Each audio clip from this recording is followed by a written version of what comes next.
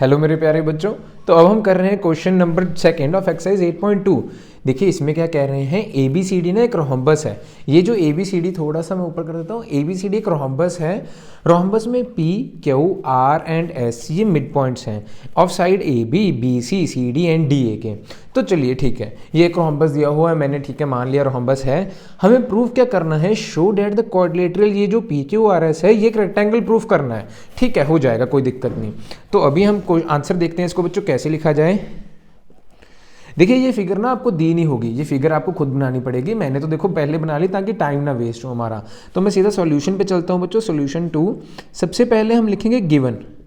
Given में बच्चों ये लिख सकते हैं कि A B C D is a rhombus, और दूसरा हम लिख सकते हैं बच्चों P comma Q comma R comma S are mid points of A B B C C D D A respectively.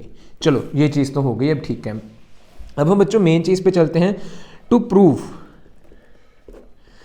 Prove हमें करना है बच्चों P Q are S is a rectangle. मैं अभी आपको बताता हूँ कि प्रूफ कैसे करना है। तो प्रूफ आ गए। देखिए इसको प्रूफ करने के लिए ना सबसे पहले जो ये पी क्यू आर एस है, ये जो पी क्यू आर एस है, इसको सबसे पहले हम करेंगे पैरेललोग्राम प्रूफ। पैरेललोग्राम प्रूफ करने के बाद कोई भी एक कॉर्नर एंगल 90 डिग्री प्रूफ कर दीजिए। अगर पैरेललोग्राम का कॉर्नर एंगल 90 होगा तो वो रेक्टेंगल ऑटोमेटिकली बन जाएगा। तो इससे हम कर सकते हैं कि ये रेक्टेंगल भी एक होगा। सबसे पहले पी क्यू आर एस को ना पैरेललोग्राम प्रूफ करना है, तो उसको कैसे करें, जैसा पहला क्वेश्चन किया था ना वैसे ही होगा। अभी देखिए इसको पैरेललोग्राम प्रूफ कर देते हैं। देखिए इन ट्राइंगल ए बी सी, पहले ए बी सी ट्राइंगल लेंगे।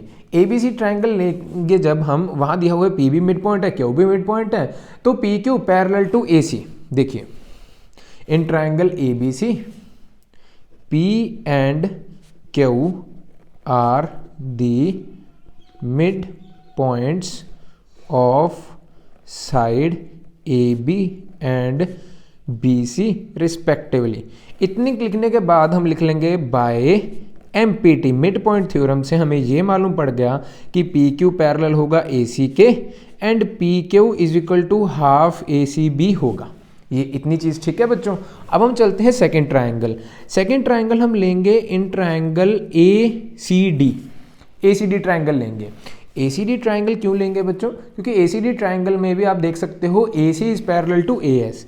तो यहाँ लिखेंगे S and R the mid points of side A D and C D respectively. इनके ये मिड पॉइंट्स दिए हुए हैं हमको।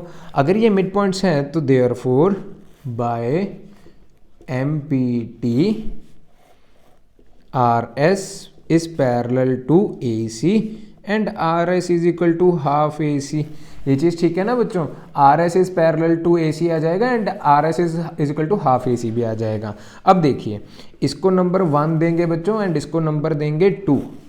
फ्रॉम 1 एंड 2 हम ये लिख सकते हैं फ्रॉम 1 एंड 2।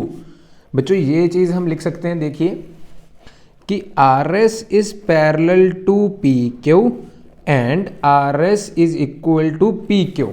ये चीज़ हम लिख सकते हैं ना, क्योंकि फ्रॉम 1 एंड 2 अब पी क्यू जो है वो ए सी के भी पैरेलल है, आर एस भी ए सी के पैरेलल है, तो P Q and R S भी तो एक दूसरे के पैरेलल होंगे, वैसे ही ये बराबर भी होंगे। तो हम इसको अब लिख सकते हैं therefore P Q are S is a parallelogram. ऐसा क्यों लिखा बच्चों, क्योंकि अगर कोई भी दो sides equal and opposite prove हो जाएं तो हम लिख सकते हैं कि वो पैरेललोग्राम है। अब पैरेललोग्राम का कोई भी एक कॉर्नर एंगल अगर 90 डिग्री प्रूव हो जाए तो मेरे पास ये सोल्यूशन आ जाएगा कि ये जो गिवन फिगर है ना पी क्यू आर एस, ये एक रेक्टेंगल है। कॉर्नर एंगल 90 डिग्री प्रूव करने के लिए ना मुझे यहाँ एंगल्स मार्क करने पड़ेंगे। जो ये पी क्यू आर एस है ना, यहाँ एंगल्स मार्क कर लेते हैं। यहाँ एंगल बना लेंगे 1, यहाँ 2, यहाँ एंगल बना लेंगे 3, यहाँ बच्चों 4 एंड यहाँ एक एंगल बना लेंगे 5। ठीक है। अब मुझे ये जो ट्रायंगल है ना, यहाँ एक नाम दे दीजिए, इस पॉइंट को ओ नाम दे दीजिए। जो ये ट्रायंगल है ना R O C and C O Q, इसको कॉन्ग्रेंट प्रूफ करना है। कॉन्ग्रेंट प्रूफ करने के लिए मुझे 3 चीज़ें चाहिए होंगी। पहली चीज़ तो बच्चों मैं ले लूँगा ओ C is equal to O सी, है ना, क्योंकि दोनों ट्रायंगल्स में कॉमन आ रही है। एक बार मैं आपको ट्रायंगल भी बना के दिखा देता हूँ। ये 2 ट्रायंगल्स थे, ओ यहाँ सी था, यहाँ ओ, सी ओ, यहाँ आर, यहाँ Q. O C is equal to O C तो कॉमन आ ही रहा है बच्चों। यहाँ ये जो एंगल है ना 1 और 2 ये बराबर होगा। क्यों? क्योंकि रोम्बस की बच्चों प्रॉपर्टी है कि जब भी उसका डायगोनल को कट करता है ना तो एंगल को बाइसेक्ट करता है। तो angle 1 is equal to angle 2 आ जाएगा and R C is equal to C Q आ जाएगा। क्यों? क्योंकि देखो रोम्बस की दोनों साइड्स क्या होती हैं, बराबर होती हैं, और इन लोग के मिड पॉइंट्स भी तो क्या होंगे, सेम होंगे ना। फॉर एग्जांपल मान लीजिए ये 8 सेंटीमीटर की है, ये 8 सेंटीमीटर की है, इसका मिड पॉइंट इसको 4 4 में कट करेगा और इसका भी मिड पॉइंट इसको 4 4 में ही कट करेगा। तो ये 4, ये भी तो 4 हुई, तो आर सी इस तरह किसके बराबर हो जाएगी, सी क्यू के। तो इस तरह हम अब लिखेंगे, देखिए अब हम लिखेंगे in triangle C O R and triangle C O Q, O C is equal to C O common. देखिए अब अगर आप O C is equal to O C भी लिखेंगे तो भी ठीक है, लेकिन कई टीचर्स गलत करते हैं, इसलिए मैं रिस्क नहीं लेना चाहता। वो angle 1 is equal to angle 2, property of, देखिए ये तो गिवन होगा क्योंकि ये एक रोम्बस है ना, तो ये प्रॉपर्टी ऑफ रोम्बस में आ गया, ये गिवन में लिखेंगे। And C R is equal to C Q लिख सकते हैं हम, half of the sides of rhombus, half of the sides of rhombus, हम ये लिखेंगे अब। तो बच्चों ये जो है कॉन्ग्रेंसी प्रूव होगी, ट्रायंगल सी ओ क्यू ये तो कॉन्ग्रेंट हो गए। अब कॉन्ग्रेंट होने के बाद ये जो एंगल है ना बच्चों 3 और 4, यहाँ आप एंगल देख सकते हो 3 और 4, इसको मैं लिखूंगा CPCT के जरिए बराबर। ऐसा क्यों लिखूंगा अभी आपको पता लग जाएगा। Angle 3 is equal to angle 4 by CPCT। Also angle 3 plus angle 4 is equal to 180 degree. Angle 3 plus angle 4 180 degree क्यों है बच्चों? क्योंकि ये एक लीनियर पेयर है।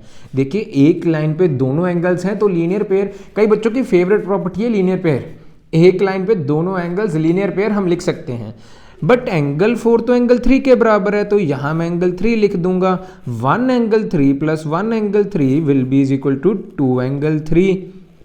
एंगल 3 इज इक्वल टू, यहाँ 2 मल्टीप्लाई में बच्चों वहाँ जाके डिवाइड, तो angle 3 is equal to 90 degree, इतना हो गया। अब बच्चों एंगल 3 अगर 90 है तो एंगल 5 कितना आएगा? एंगल 5 बच्चों एंगल 3 के बराबर ही तो आएगा because of vertical opposite angles. Angle 5 is equal to angle 3 vertical opposite angles. ठीक है, आप पेपर में पूरा लिखिएगा, पेपर में ऐसे VOA मत लिखिएगा। एंगल 5 अब कितना आ गया बच्चों? 90 डिग्री। एंगल 5 अगर 90 है तो देखिए एक 2 पैरेलल लाइंस की एक प्रॉपर्टी होती है, मैं एक बार लिख देता हूँ यहाँ बच्चों पहले। RQP is equal to 180 minus angle 5। अब मैंने ऐसा क्यों लिखा RQP 180 माइनस एंगल 5, ऐसा क्यों लिखा? देखिए 2 पैरेलल लाइंस में अगर 2 एंगल्स ऐसे हों तो इन दोनों का सम जो होगा 180 होगा, तो उसी तरह एंगल 5 प्लस दिस एंगल का सम RQP का सम भी क्या होगा? 180 होना चाहिए। मैंने इसको 90 भी प्रूफ करना है, ये 90 है नहीं मेरे पास। ठीक है, तो इसका सम मैंने बच्चों ये क्यों होंगे? बिकॉज दिस इज को इंटीरियर एंगल्स, को इंटीरियर एंगल्स होंगे ना, इसलिए ये ऐसा होगा। अब को इंटीरियर एंगल्स होने के साथ RQP इज इक्वल टू 180 में से एंगल 5 माइनस किया, RQP मेरे पास जो है बच्चों 90 आ गया। तो इसी के साथ ये जो PQRS था एक पैरेललोग्राम था, पैरेललोग्राम का अगर कोई भी कॉर्नर एंगल 90 डिग्री प्रूव हो जाए तो हम बोल सकते हैं therefore PQRS is a rectangle. तो बच्चों इसी के साथ हमारा सेकंड क्वेश्चन का प्रूफ हो गया।